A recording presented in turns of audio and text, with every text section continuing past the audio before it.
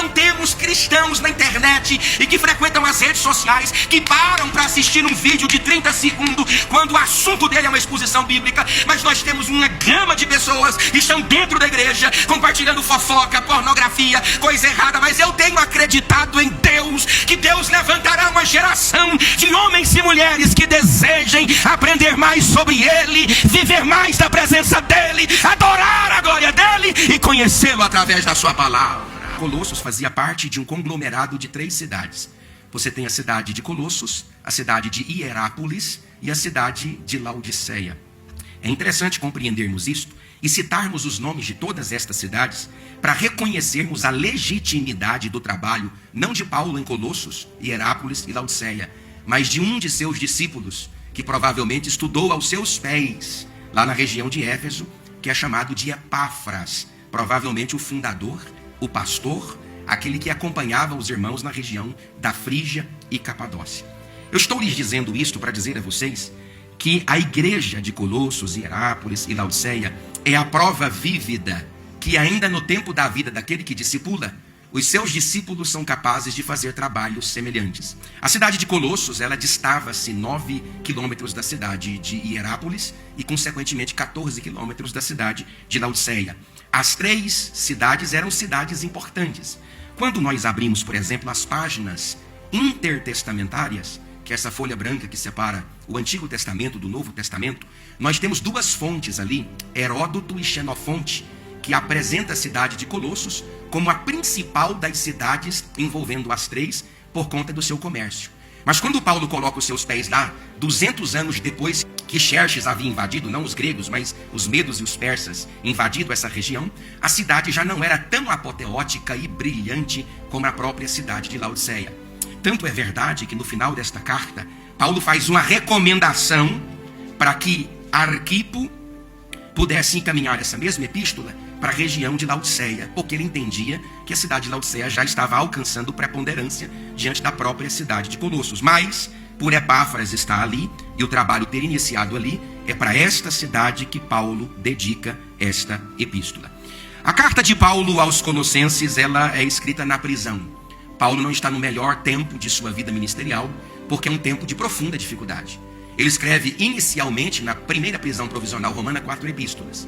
A carta que ele escreveu aos Efésios, a carta que ele escreveu aos Colossenses, a carta que ele escreveu na primeira versão a Timóteo. Onésimo carrega a carta para Filemon, lá na própria cidade de Colossos. Então estas 4 epístolas são as iniciais epístolas da prisão. Paulo escreve quando está passando um tempo de profunda dificuldade, e ele designa um substituto para Epáfras na cidade de Colossos.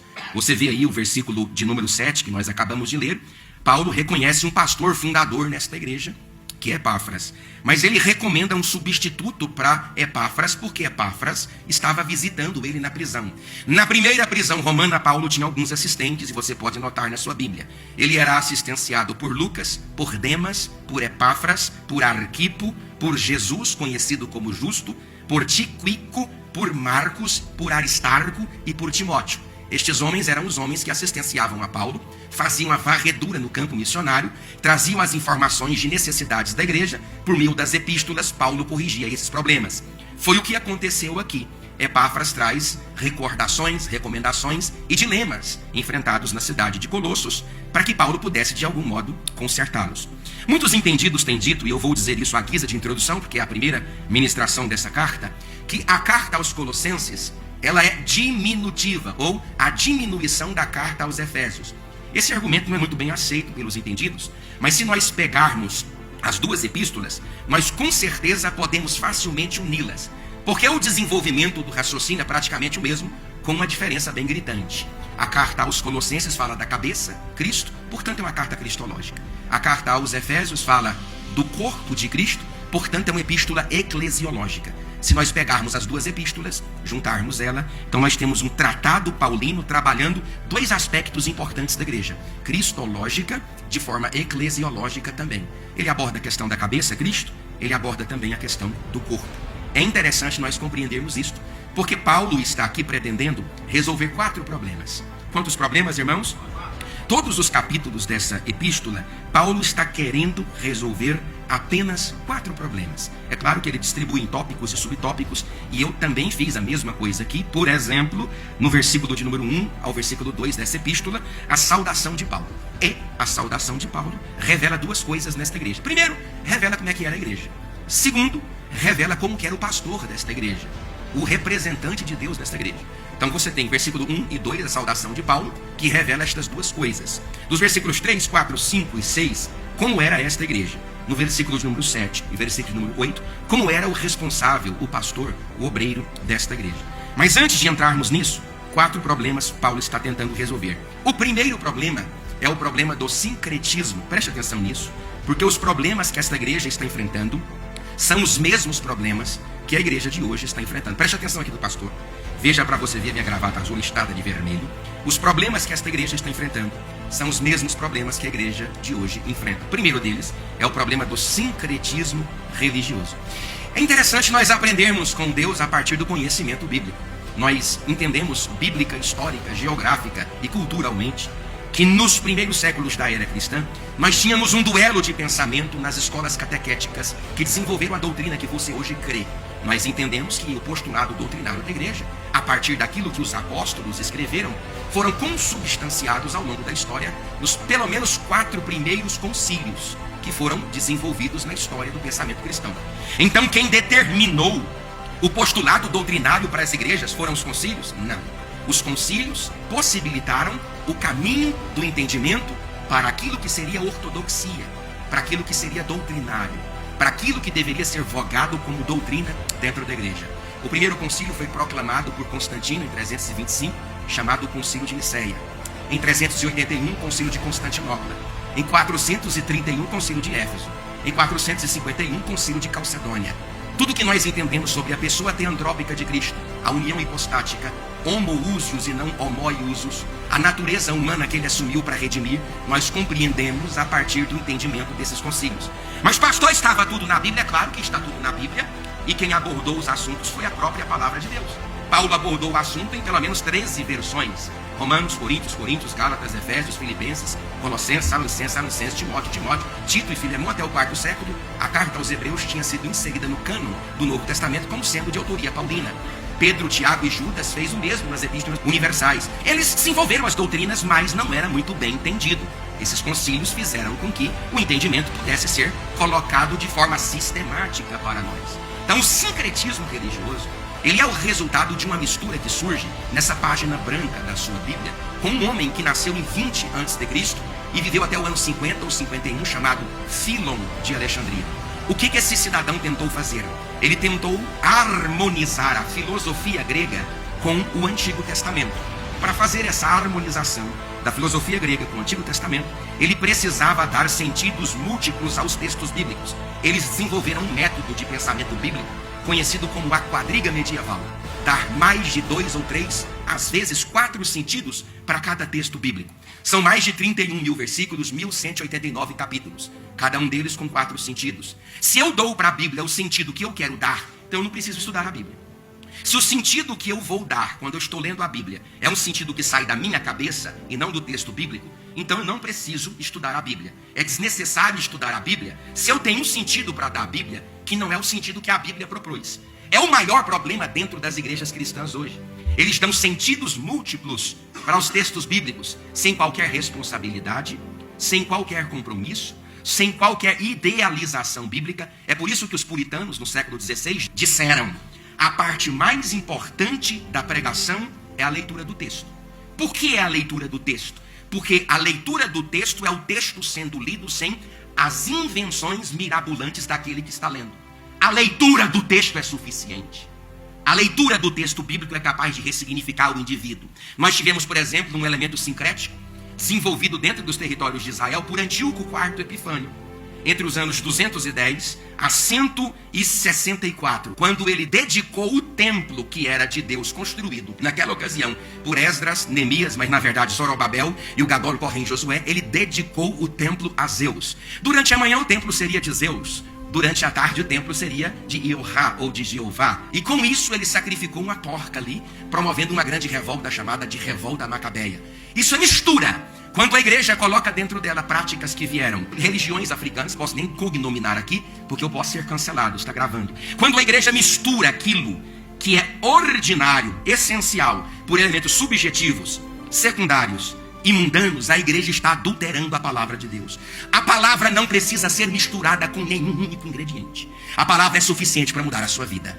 A igreja não precisa modificar a sua estrutura litúrgica para atrair o mundo. A igreja atrai o mundo pela sua diferença, não pela sua igualdade. A igreja, que é a igreja cujos seus membros são ovelhas, conhecem a voz do seu pastor, e o seu pastor as alimenta com capim verde que desce da glória de Deus, e esse alimento é a palavra santa do Senhor Jesus Cristo. A igreja precisa lutar contra toda prática sincrética que envaidece o comportamento litúrgico e sacramental da igreja.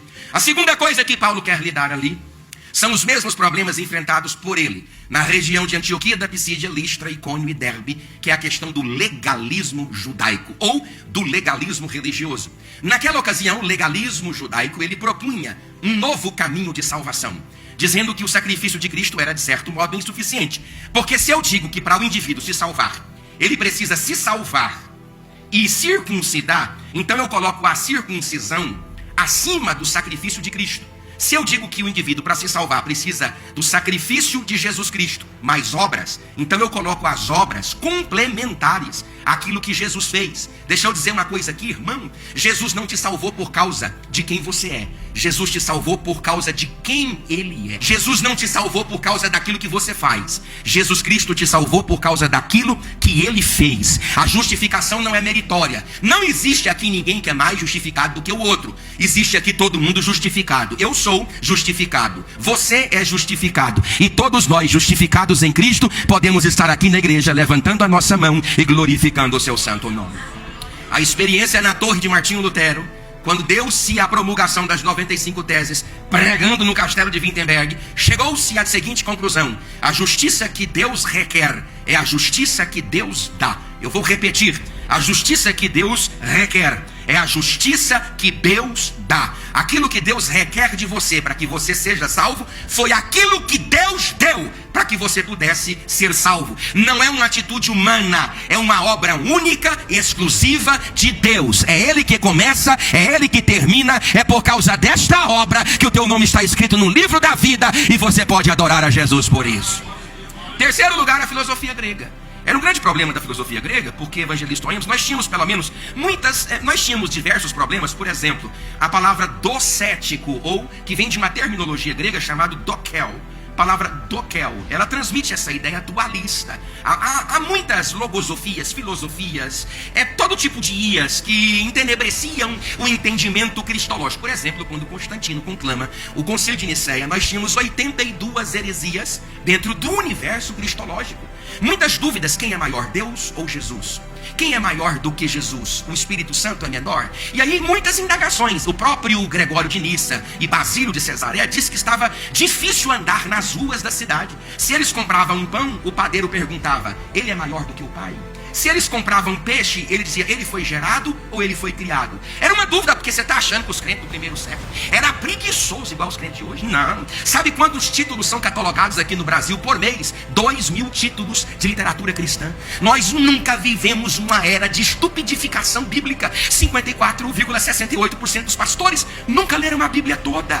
Nós nunca vivemos uma época de analfabetismo bíblico dentro das igrejas. As pessoas estão mais acostumadas a sentir, não querem pensar, não querem ler, não querem entender, não querem compreender. Paulo está lidando aqui nessa ocasião com duas vértices do conhecimento filosófico. Primeiro, os epicureus, eles defendiam a ideia do prazer acima de tudo. Hoje você vê pessoas que, em vez de fazer o que precisam, fazem aquilo que gostam. As pessoas estão trocando necessidades ordinárias, basilares da vida, em troca do prazer, da sensação. É uma era digital e hedonista dentro da igreja. A China lançou agora esse TikTok e deu para você todo tipo de cachorrada e de droga pornográfica que atua na sua dopamina. Nós não temos cristãos na internet e que frequentam as redes sociais que param para assistir um vídeo de 30 segundos quando o assunto dele é uma exposição bíblica. Mas nós temos uma gama de pessoas que estão dentro da igreja compartilhando fofoca, pornografia, coisa errada. Mas eu tenho acreditado em Deus, que Deus levantará uma geração de homens e mulheres que desejam desejem aprender mais sobre Ele, viver mais da presença dEle, adorar a glória dEle e conhecê-lo através da sua palavra. Então esses epicureus defendem o prazer acima de tudo, e nós também temos os estoicos. Os estoicos são